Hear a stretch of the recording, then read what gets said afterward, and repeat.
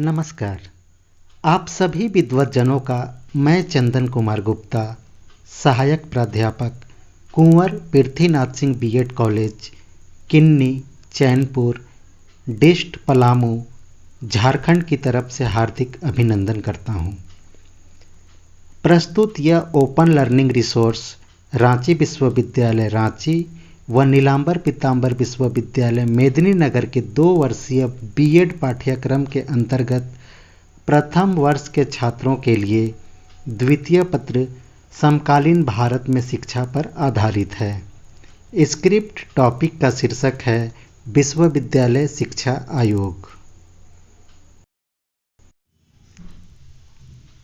इस महत्वपूर्ण टॉपिक के अंतर्गत हम लोग प्रारंभ में भारतीय शिक्षा के इतिहास का संक्षेप में क्रमवार अध्ययन करेंगे।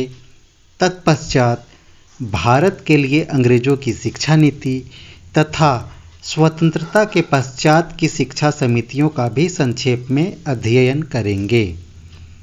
तदनुपरांत स्वतंत्र भारत की पहली शिक्षा समिति, जिसे हम लोग विश्वविद्यालय शिक्षा आयोग या राधाकृष्णन आयोग के नाम से भी जानते हैं, का विस्तृत अध्ययन करेंगे।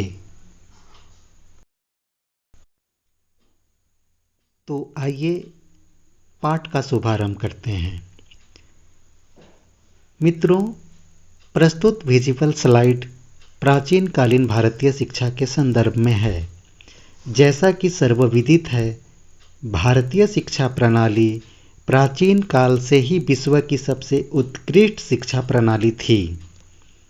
लेकिन भारत में लगातार बढ़ते विदेशी आक्रमणकारियों से भारतीय शिक्षा का धीरे धीरे ह्रास होने लगा। दुर्भाग्य से आज भी हमारी शिक्षा व्यवस्था उन्नत नहीं हो पाई है।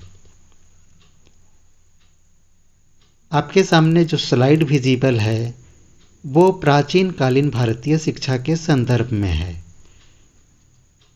दोस्तों, प्राचीन काल में भारत विश्वगुरु कहलाता था।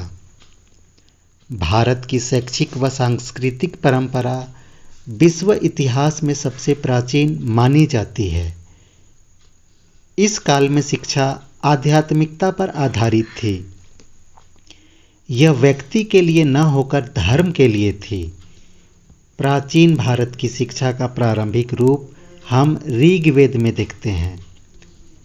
विद्यालय गुरुकुल कहलाते थे और शिक्षा में आचार्य का पद सबसे महत्वपूर्ण होता था। विद्यार्थी गुरु का सम्मान व उनकी हर आज्ञा का पालन करते थे।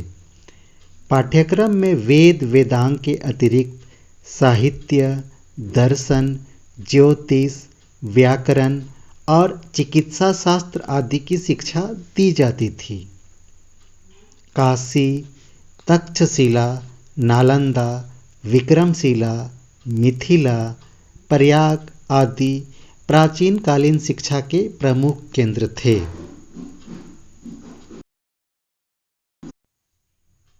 प्राचीन काल के पश्चात भारत में मध्यकाल का आरंभ हुआ। मध्यकाल को इस्लामिक युग के नाम से भी जाना जाता है, कारण भारत में मुस्लिम राज्य की स्थापना होते ही शिक्षा का भी पूर्णतः इस्लामीकरण हो गया। अरबी, फारसी जानने वाले ही सरकारी कार्य के योग्य समझे जाते थे। इस्लाम के संरक्षण व प्रचार प्रसार के लिए इस काल में बड़े पैमाने पर मस्जिद, मकतब एवं मदरसों की स्थापना की जाने लगी। शिक्षण कार्य फारसी भाषा में होता था। राज व्यवस्था, सैनिक संगठन, युद्ध संचालन, साहित्य, इतिहास, व्याकरण, कानून आदि की शिक्षा मूल रूप से दी जाती थी। दिल्ली, आगरा, बीदर, जौनपुर मुस्लिम शिक्षा के प्रमुख केंद्र थे। इस्लामिक युग के पश्चात भारत में ईसाई युग का आरंभ हुआ। यह काल आधुनिक काल माना गया। भारत में आधुनिक शिक्षा की नींव ईसाई धर्म प्रचारकों तथा व्यापारियों द्वारा डाली गई। विस्तार में बाधा पड़ने के डर से ईस्ट इंडिया कंपनी शिक्षा जैसे महत्वपूर्ण विषय पर लंबे समय तक मौन रही। बाद में लॉर्ड मैकॉले, ज्योतिबा फुले तथा राजा राम मोहन राय के अथक प्रयास से शिक्षा को बढ़ावा मिला। पाश्चात्य रीति से शिक्षित भारतीयों की आर्थिक स्थिति सुधरते देख जनता का झुकाव धीरे धीरे शिक्षा की ओर बढ़ने लगा। इस महत्वपूर्ण स्लाइड में हम लोग भारतीय शिक्षा के संदर्भ में अंग्रेजों की नीति का अध्ययन करेंगे। दोस्तों, ब्रिटिश काल में भारत में शिक्षा में ईसाई मिशनरियों का प्रवेश हुआ। इस काल में महत्वपूर्ण शिक्षा दस्तावेज में मैकॉले का घोषणा पत्र, वुड का घोषणा पत्र तथा हंटर आयोग इत्यादि महत्वपूर्ण हैं। यहाँ हम एक नज़र मैकॉले द्वारा बनाई गई शिक्षा नीति पर डालेंगे। मैकॉले ब्रिटिश पार्लियामेंट का एक सदस्य था। 1857 की क्रांति के बाद 1860 में जब भारत के शासन को ईस्ट इंडिया कंपनी से छीनकर रानी विक्टोरिया के हाथ में दिया गया, तब मैकॉले को यहाँ की शिक्षा व्यवस्था सुधारने का काम दिया गया। उसने सारे देश का भ्रमण किया तथा यह देख आश्चर्य में पड़ गया कि सारा समाज संबंधों की डोर से बंधा हुआ है।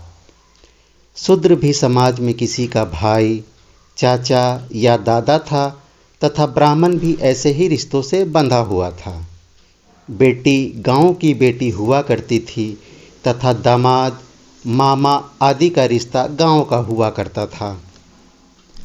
कहने का मतलब यह है कि अब तक यहाँ विभिन्न धार्मिक संप्रदायों के बीच सौहार्दपूर्ण वातावरण कायम था। चूँकि 1857 की क्रांति में हिंदू व मुसलमान दोनों ने मिलकर अंग्रेज़ों का विरोध किया था, अतः मैकॉले को लगा कि जब तक भारत की यह एकता नहीं टूटेगी तब तक भारत पर राज करना मुश्किल होगा। असली खेल भी यहीं से मैकॉले ने शुरू कर दिया और भारत की सदियों से बनी आ रही इस एकता को नष्ट करने के लिए ऐसी शिक्षा नीति का निर्माण किया जिसका एकमात्र लक्ष्य था अंग्रेजी का वर्चस्व कायम करते हुए देसी अंग्रेज तैयार करना।